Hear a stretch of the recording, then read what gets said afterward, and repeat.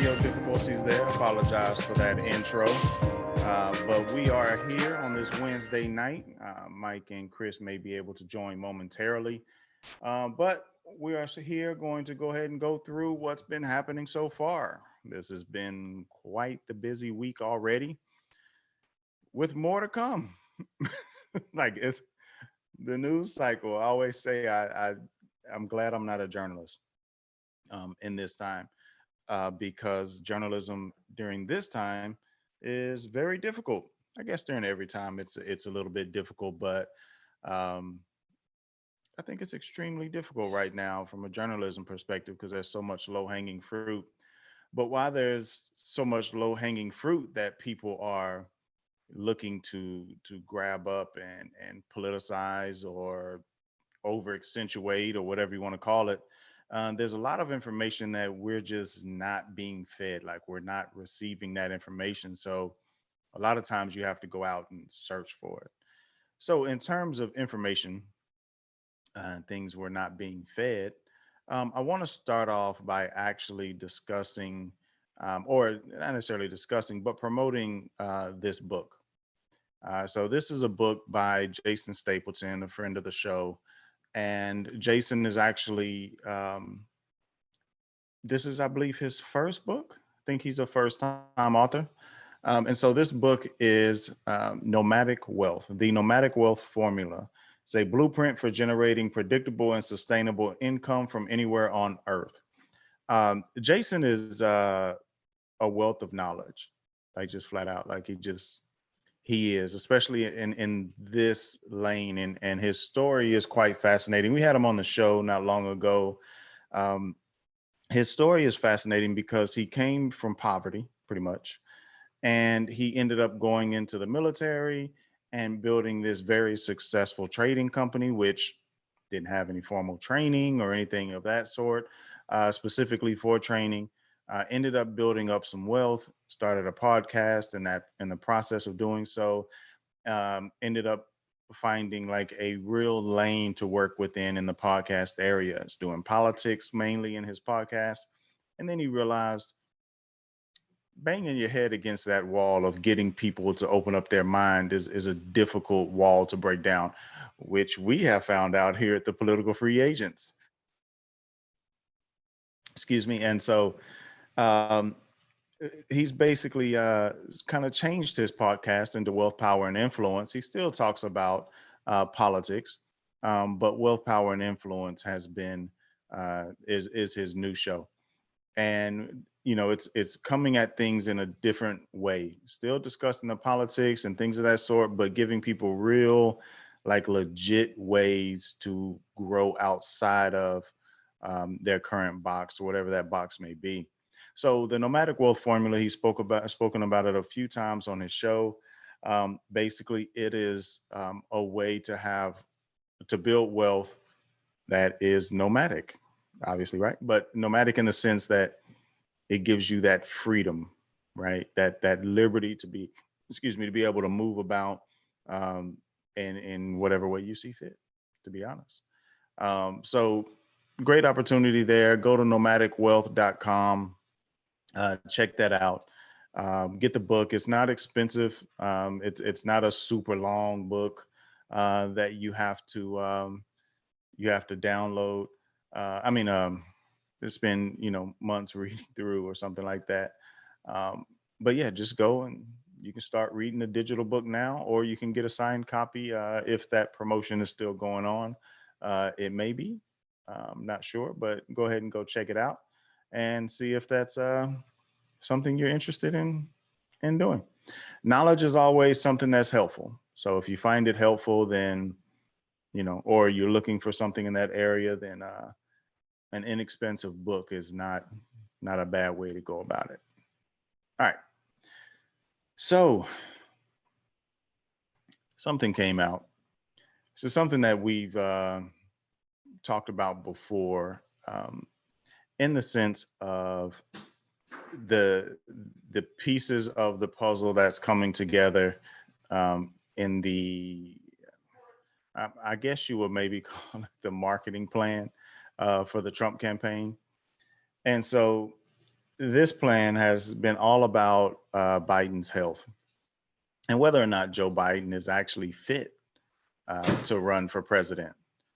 And so this is an article here that we're looking at from ABC News. You can find it everywhere. It's going to be something that people are going to be talking about over and over. But this was clear. I don't really know, aside from the Russian angle here. I don't really know why people would be really surprised about this. Uh, because really, to be honest, this is something I called out from jump that the Trump campaign was peddling. Um, and Joe Biden didn't really help himself with some of the quotes and moments Joe Biden has had. Uh, he's kind of put himself out there in an interesting fashion because he's just said some off things. Um, but Joe's always kind of been off a little bit, but I mean, Joe's 78, right? He's 78. Of course he's going to have some brain fart moments. I mean, shoot, I'm 40. And I sit here sometime, I'll grab my phone and I'll grab my phone to go do something, do my two-factor authentication or something. And like 10 minutes later, I've been through Facebook or Twitter, or I'm checking my stock portfolio or whatever. And I'm like, what was I doing? So I can only imagine at 78 what that would be like. So I'm sure there's some truth in Biden's decline in that sense, because it's just human nature. I also believe that Trump is definitely having some sort of decline as well, because it doesn't look like the same man that was running 4 years ago. So, all right. So this article basically, I'm just going to read part of it. It says in early July, the Department of Homeland Security withheld publication of an intelligence bulletin warning law enforcement agencies of a Russian scheme to promote allegations about the poor mental health of former President or Vice President Joe Biden, according to internal emails and a draft of the document obtained by ABC. The draft bulletin was titled Russia Likely to Denigrate Health of U.S. Candidates to Influence 2020 Election. This was submitted to the agency's Legislative and Public Affairs Office for review on July 7th, and blah, blah, blah, blah. It's supposed to be disseminated to federal, state, and local law enforcement.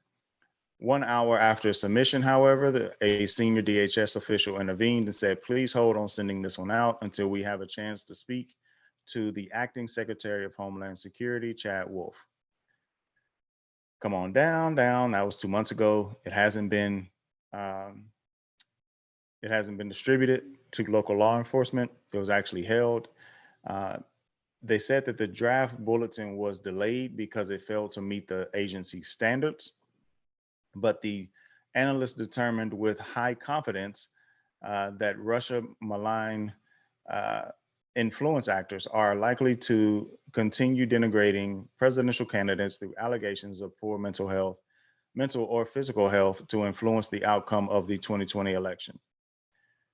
Right. So if we skip down a little bit more, see, this is why like reading the full article is important, right? Because if you just took them from the title and the body, we're what, 5, 6, 7 paragraphs in, you wouldn't have caught this part. But this wasn't a worthy paragraph to get to. The document mentions Iranian and Chinese efforts to criticize Trump, but focuses on and takes its title from Russia's attacks on Biden's mental fitness. It is a line of attack also used by Trump in his re-election campaign. All right. So whenever you're looking at this news, you have to like go beyond what they want you to read. And it's kind of generally called the fold, right? From a web development perspective. So you have to go beyond the fold, right? The fold is the top part of the article, which is like headline, some picture, and maybe a little bit of text. And you got to dig in a little bit more to the meat, because if you just shared this out, people will say, Russia's trying to impact the election for Trump.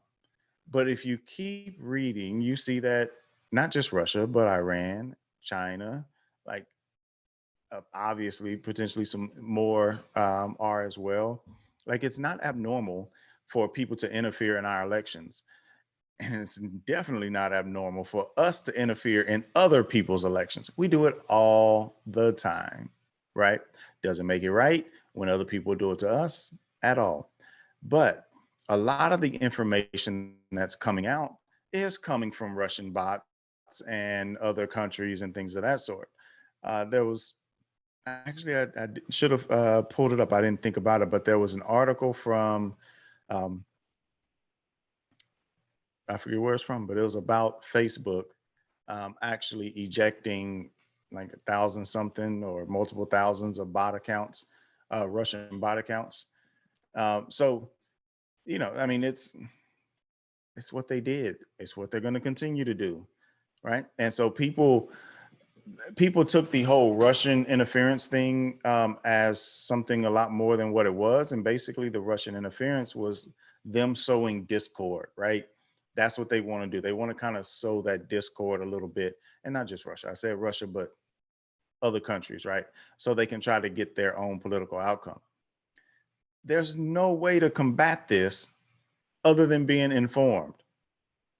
Like, I'm dead serious. There's no way around this other than being informed. And it doesn't mean you have to spend as much time as we spend looking through all of this stuff, because I mean, we spend a lot of time, um, just watching and reading and looking at a bunch of stuff. But we're kind of nerds about that kind of stuff with poli sci type stuff, right?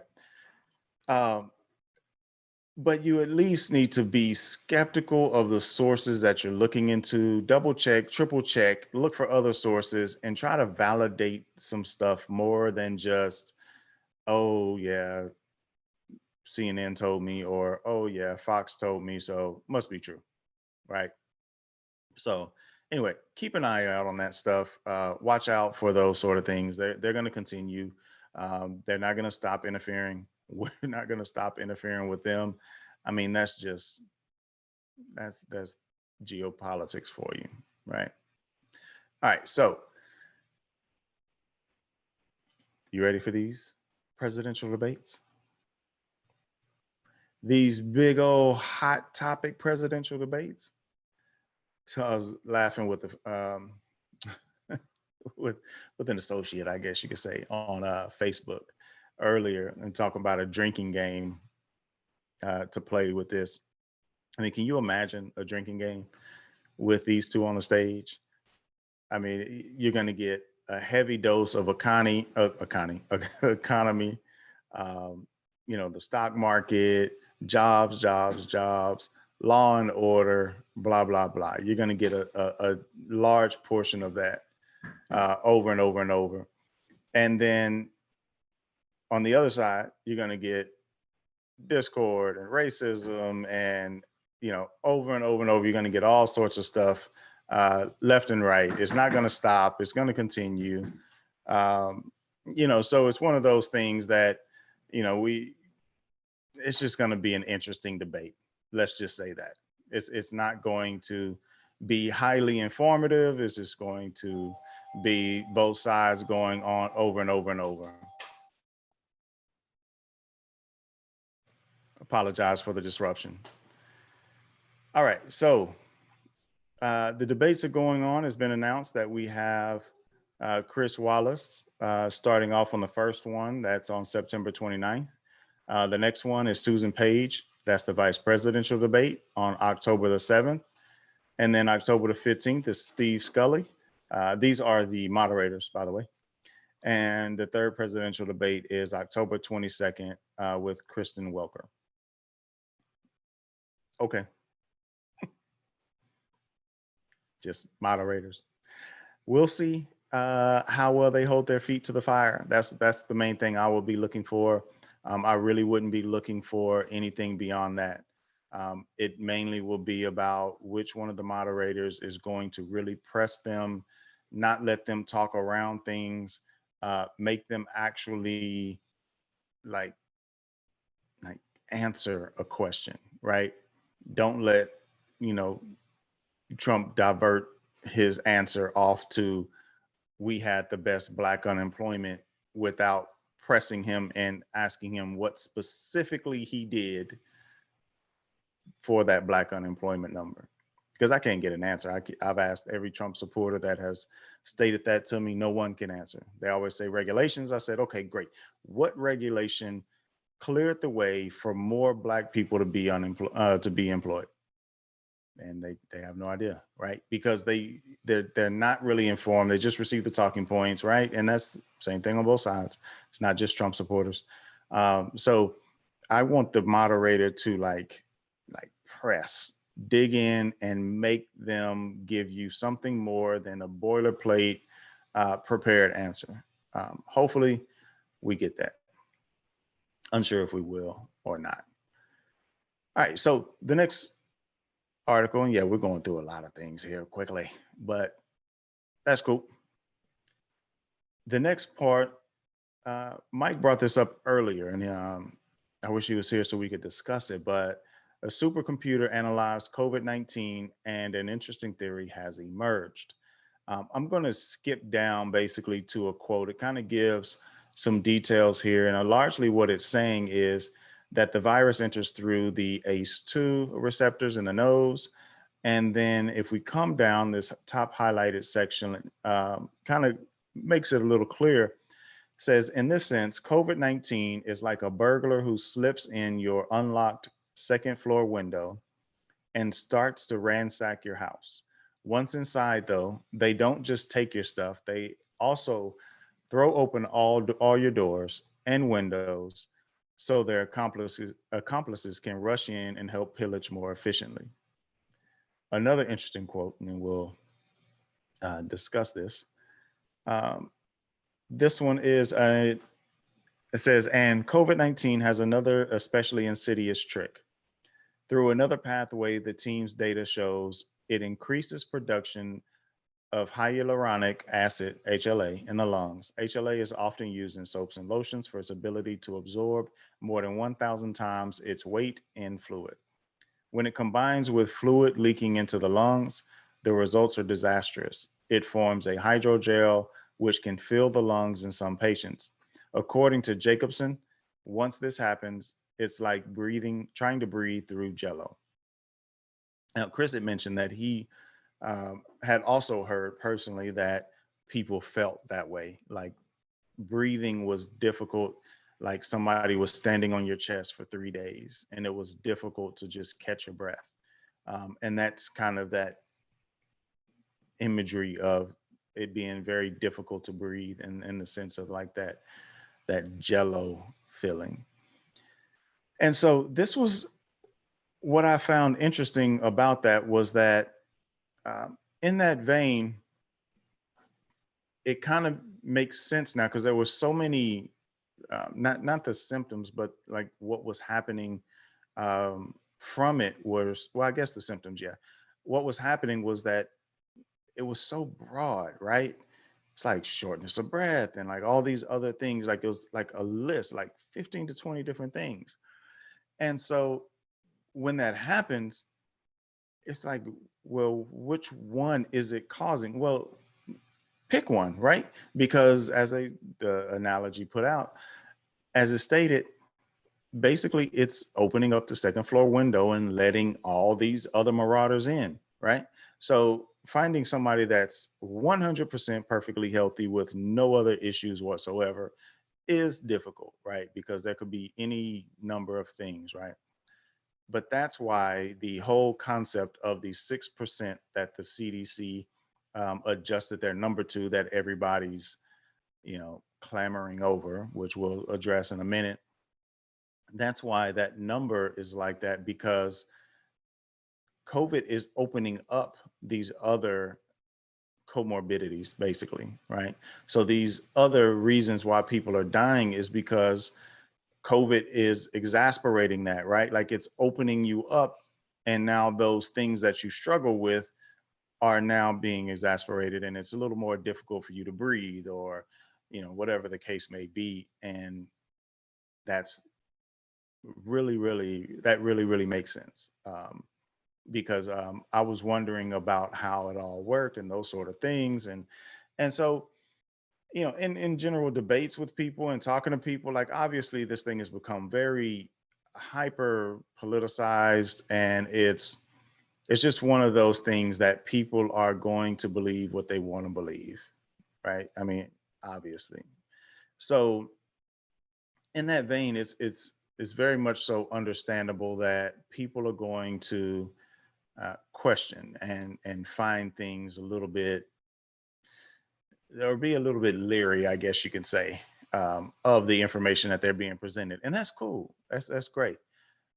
The problem is whenever you just start believing your side, right? Like if you lean right, you only listen to what the Trump administration is saying. If you lean left, you only listen to Biden or whoever. Pick whoever on your side. If you're dealing with the team, you're listening to that team. Question them too, right? You should question them too. And in this vein, the 6% aspect of the comorbidities is saying that the people who died didn't have some other ailment prior to, and that's 6% of the people who have died. And so, of those 6%, excuse me, of the other 90, 94%, basically, sorry, got sidetracked trying to pull up the numbers here for COVID. Of the other 94%, they had some other comorbidity, right? So that could be anything, So that could be something that is, and we're at 185,669 deaths in the US, 860,000 worldwide. So that means, let's just do the basic math here. 11,100 of those 185,000, well, I just rounded it down to 185. So roughly 11,100 have died with only COVID. Like COVID has killed those 11,000 and only COVID existed there. The other 94% had some other comorbidity there. Now, the important part of that is there was a meme I saw earlier that kind of gave a little bit of clarity to what this actually means whenever you're looking at the comorbidities from that perspective. And the idea was, if you have COVID and then you go to the forest, whatever, and a bear attacks you, and the bear, and you get to the hospital and they cannot stop your bleeding, your cause of death is going to be the bear, and COVID will be listed on there as well. The same thing happens here, is just COVID is the bear, right? You have something else going on within you, but the bear, in this case COVID, has attacked you and it has caused your death, right? So the fact that other comorbidities are listed is irrelevant to the fact that COVID exasperated something that caused your death. Now, obviously, there are going to be some cases where some people are listed with COVID, some people are, having died from something else. Like I believe even with George Floyd, they said that he was asymptomatic for COVID. Obviously, that's not a COVID caused death, right?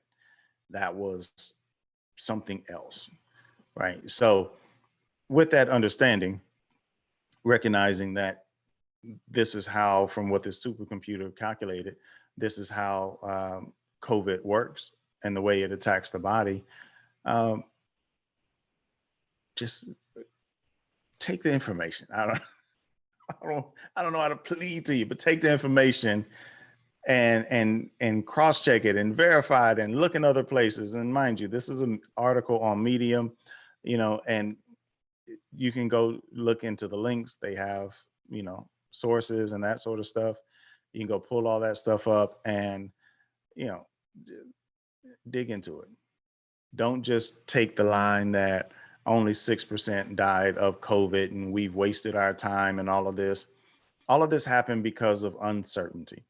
I said it back in March, February, March, April, all of those months where things were just very, very, very uncertain. That's why we shut the economy down. That's why we did all these other things. It wasn't so we could get Trump out of office. It was because we were uncertain. We had absolutely no idea what was causing COVID, how it was transmitting. We had basic information. We found out about droplets. And it's like, okay, well, how do we prevent that? Okay, well, we need to be washing and face mask and all. Like, we didn't really know. And we still don't know everything, right? We still don't know what all is going on. So it was all about uncertainty. That's all it boiled down to. That's why the stock market responded like that, because the stock market is not the indicator of a healthy economy. It is just an indicator of how confident people are in the market. That's it. Consumer confidence is what it really boils down to. It's a short story. It's not a novel, it's a short story. The bond market is a little bit more of a novel. It works off of like 10-year bonds and things like that, right? Stocks are a short story. So we had a short story that people didn't have confidence in, market tanked. Now we're right back up. What, 6 months later, 5, 6 months later, we're right back to the same levels, right? So, but we still got 40 million people, 20, however many, 20 to 40 million people unemployed. With all of that unemployment, the stock market is still up there. Let that sink in. Can't be a healthy economy with that many people unemployed. All right, so speaking of economy, the main topic, and this is something that that I go through every year um, in terms of calling out, because I just find it fascinating would be the wrong term. It's very frustrating and irritating to me, because I'm a huge opponent to uh, election finances. So Biden reportedly hauls in a record-shattering $300 million in August. Both Biden and Trump raked in big bucks during their respective party conventions. All right, so it goes on down here to say the fundraising split between the Biden campaign, the DNC, and their committees would appear to shatter previous monthly records by a presidential candidate, which was set by then Democrat nominee Barack Obama in 2008.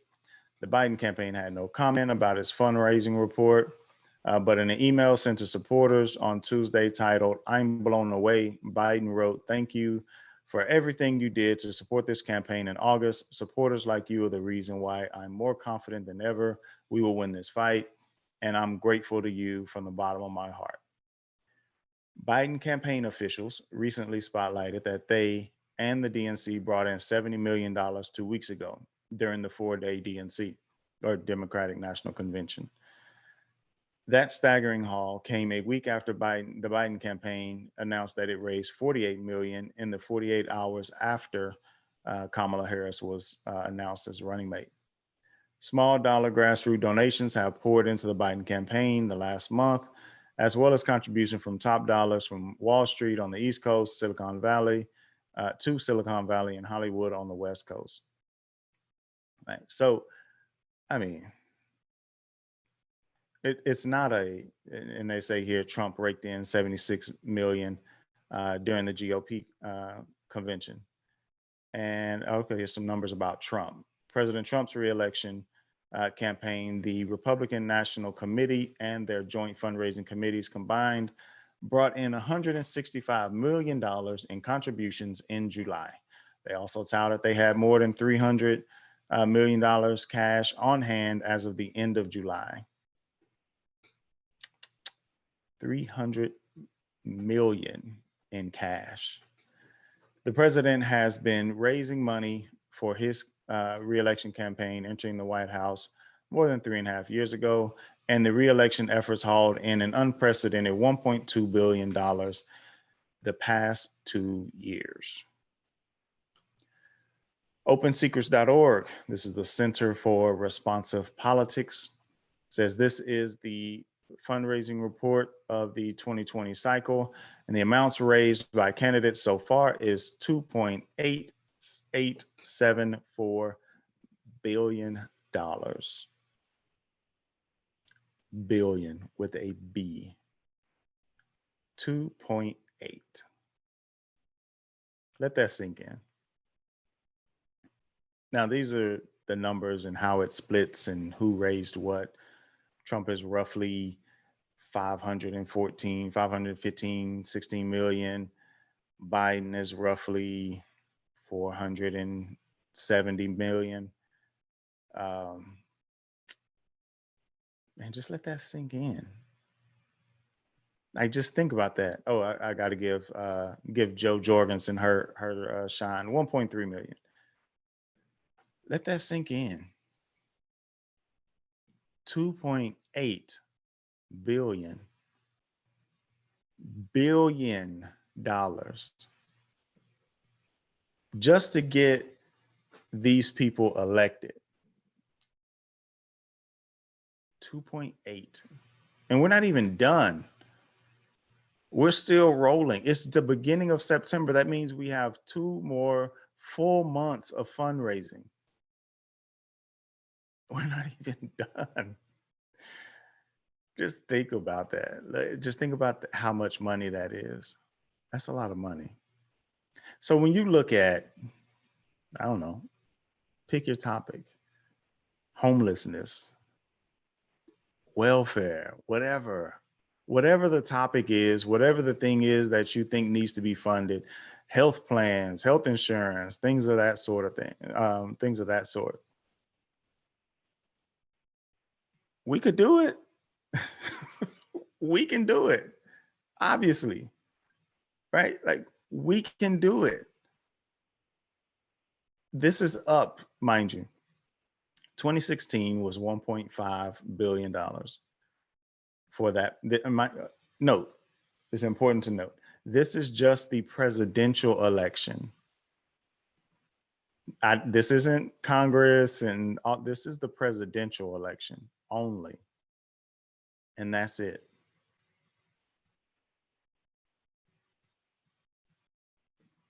I'm speechless every single election. Every single election, I'm speechless. Because it just fascinates me that so many people and companies and organizations give so much money to these candidates over and over and over again.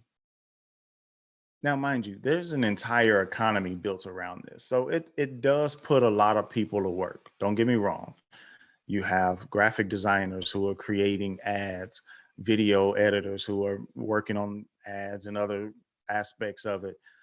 These the debates that are about to come up, those are about to be some money. Like, all the people involved in those, right? So some of that stuff does go to pay for those things, right? So I'm not discrediting or discounting that aspect of it and saying that they're just pocketing it all. Right. So they do track how much was raised, how much was spent, and largely it's spent there. But the amount of money that they're raising, think if that effort was put into trying to fix these problems that, I mean, we hear it every single time, every election, there's some problem that they need money or funding to address this, address that. You know, we got to give this much money to that organization and this, and but meanwhile, they're raising $1.5 to $3 billion every election cycle. Because with Romney and Obama in 2012, it was over 2 billion.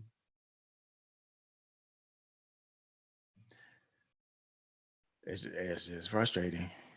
To me, at least, it's just frustrating.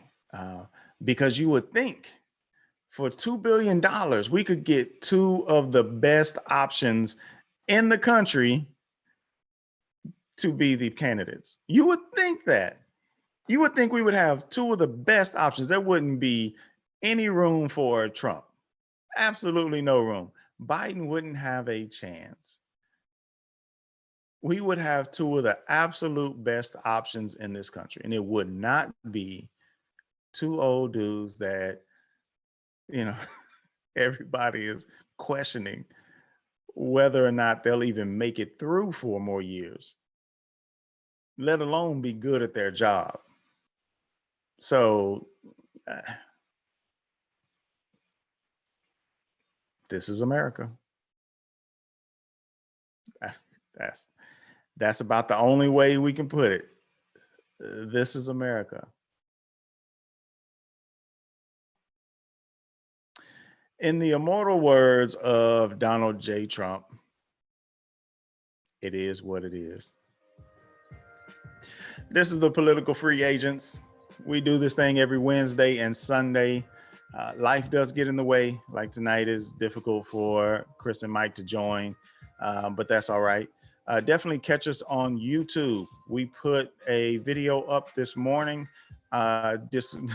dispelling the whole Antifa.com redirects to JoeBiden.com. And I proved that that's not a big deal because I bought Ku Klux Klan.family and redirected it to DonaldJTrump.com. Anybody could do it. Go check it out. Get the details.